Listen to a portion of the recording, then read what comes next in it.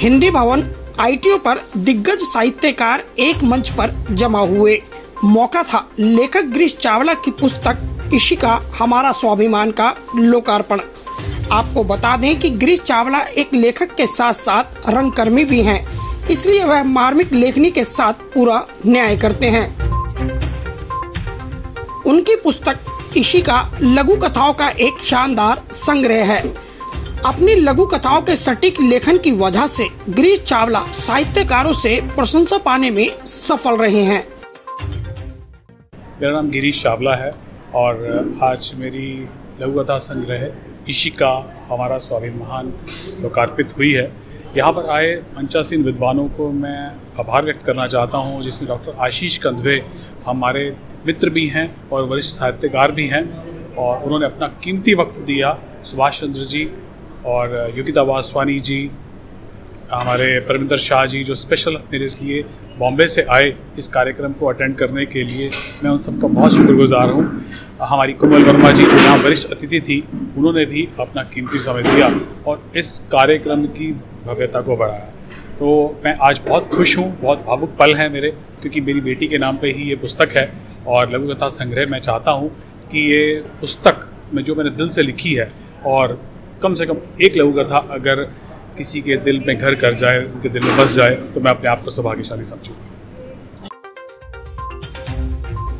इशिका के माध्यम से लेखक गिरीश चावला ने समाज के सामने कई सवाल बड़े बेहद सरल तरीके से प्रस्तुत किए हैं। उन्होंने मानवीय संवेदनाओं को, विशेषकर कोरोना काल में तार तार हो रही मानवता को लेकर एक स्वस्थ कटाक्ष किया है, जो उन्हें एक बेहतर साहित्यकार स्थापित करने में सफल रहा। यही वजह है कि सुभाष चंद्र, आशीष कंदवे, योगिता वासवानी, कोमल वर्मा, अर्श परमिंदर शाह और धर्मेंद्र मुकुल जैसे स्तंभों द्वारा इशिका की खुले मन से तारीफ की गई।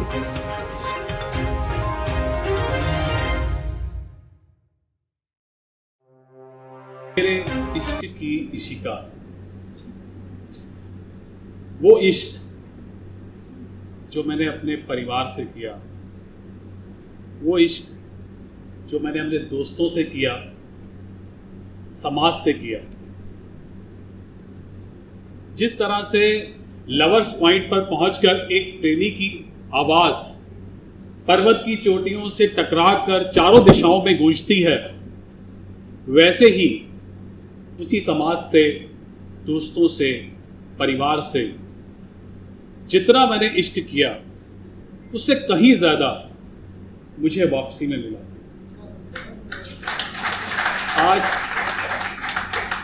आज वही प्यार, वही मोहब्बत की वजह से इशिका आपके समक्ष है और आपके साथ इशिका को साझा करते हुए मैं बहुत ही गौरवान्वित महसूस कर रहा हूं।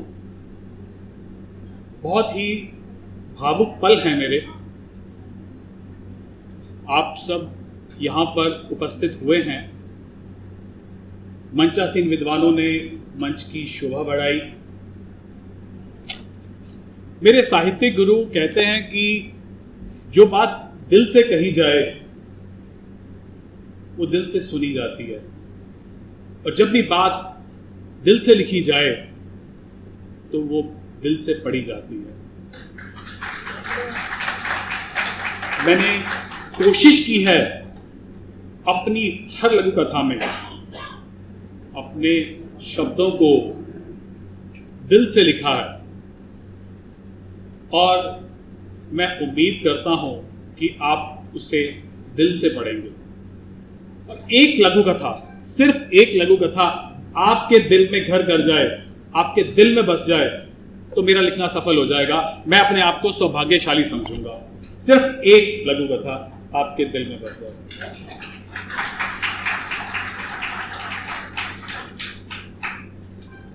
मेरा पहला लघु कथा संग्रह क्षमा दिसंबर 2018 में प्रकाशित हुआ था, जिसके साक्षी हमारे अध्यक्ष डॉक्टर आशीष कंदवे थे और माननीय अतिथि सुभाष चंद्र जी भी मौजूद थे। अर्श परमिंदर शाह जी की पुस्तक मेरे साथ ही प्रकाशित हुई थी, तो वो भी इस बात के साक्षी हैं। उसके बाद हमारे दादा भी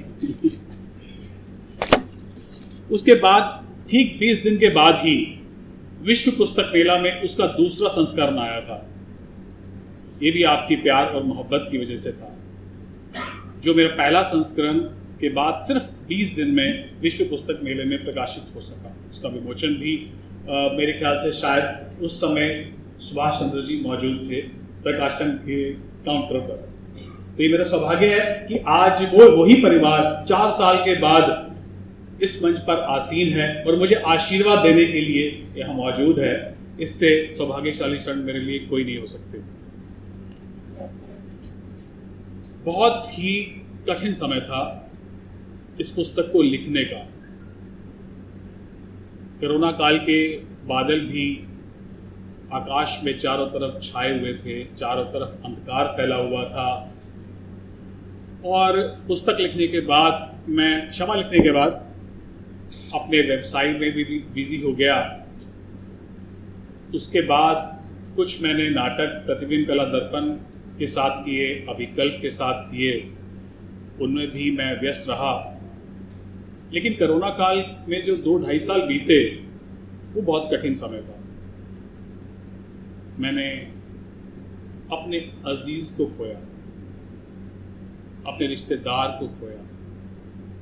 बस उसी कठिन समय में 4 साल लग गए इस पुस्तक को लेकर आने में। कोशिश करता रहा अपनी तरफ से, लेकिन फिर भी काफ़ी समय लग गया।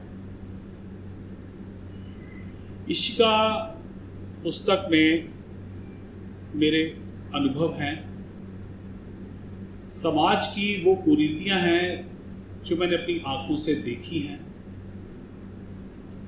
नारी का व्यक्तित्व जो है वो काफ़ी मैंने लघु कथाओं में लिखा है। और जैसे कि मेरी बेटी अब बालिग हो चुकी है, तो उसके भी कई सवाल ऐसे हैं जिनके जवाब मैं दे नहीं पाता। तो नारी शक्ति के ऊपर जो भी मैंने लिखा है, ये सोच कर लिखा कि कहीं पर यहाँ ये मेरी बेटी ही तो नहीं है। तो उसी को सोचते सोचते इसका शीर्षक कब इशिका बन गया मुझे भी पता नहीं चला। तो जैसे अपनी पुस्तक में से कुछ लघु कथाएं मैं आपको सुनाता हूँ।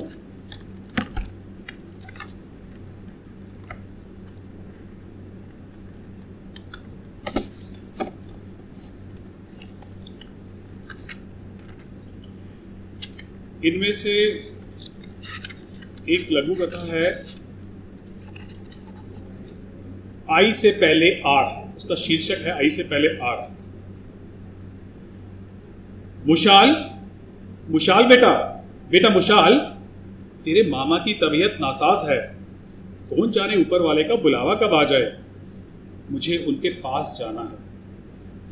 माँ लंगड़ाते हुए प्रार्थना स्वर में बोली, चिंटू जल्दी से मेरा फोन लेकर आओ। देख माँ, मैंने मामा जी को गेट वेल सून लिख दिया है और फूलों के गुलदस्ते की तस्वीर भी भेज दी है। मुझे ऑफिस के लिए अब देर हो रही है। मुशाल गुस्से से तिल मिलाकर बोला। कुछ ही दिनों बाद जगाधरी वाले चाचा जी का देहांत हो गया। माँ ने अपने बड़े बेटे मुशाल के सिर पर प्यार से हाथ फेरते हुए कहा, बेटा सुख में ना सही परंतु किसी के दुख में तो जरूर जाना चाहिए। तुम दोनों में से कोई एक अंत्येष्टि में चले जाओ।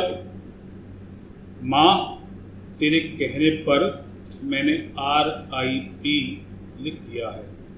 और ये कहते हुए अपने शयन कक्ष का दरवाजा जोर से बंद करता हुआ मुशाल अपने कमरे में चला गया।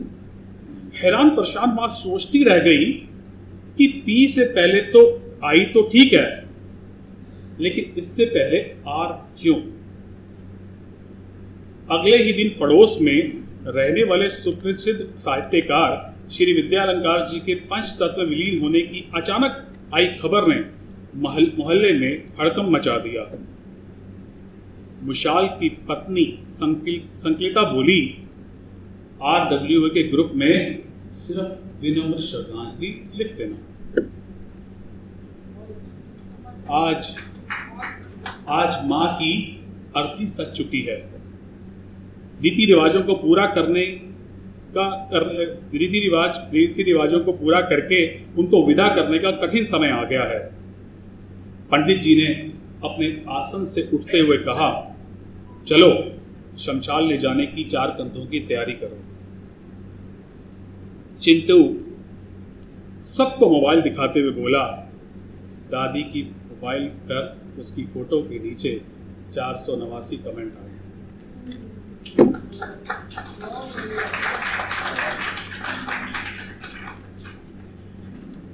एक और लघु कथा मैं आपके समक्ष रखता हूं, जिसका शीर्षक है पंख कटे पंछियों की उड़ान। डॉक्टर साहब, आधारिका डॉक्टर के पीछे पीछे चिल्लाती हुई गई और इतनी देर में ऑपरेशन थिएटर का दरवाजा बंद हो गया। आधारिका अपने पति रुशील से हाफते हाफते पूछी, सुनो, हमारी बेटी बच जाएगी ना? तुम फिक्र मत करो, डॉक्टर साहब कह रहे हैं कि फिनाइल की कुछ बूंदें ही हमारी बेटी के शरीर में गई हैं। भगवान सब ठीक करेंगे।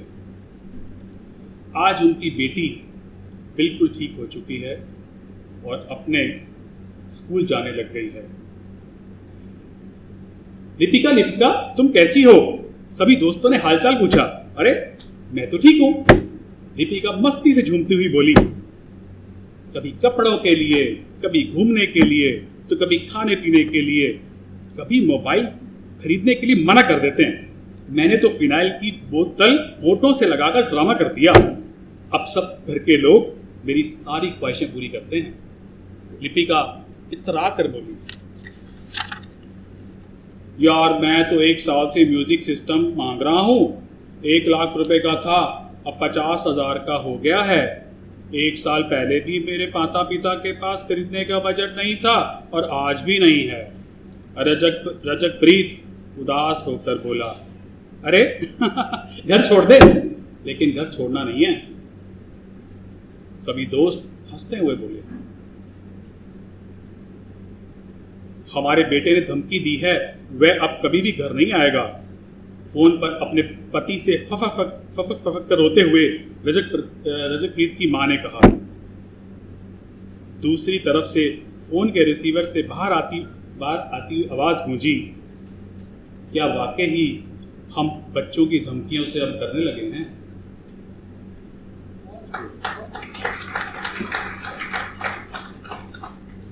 ऐसी बहुत सी लघु कथाएं हैं।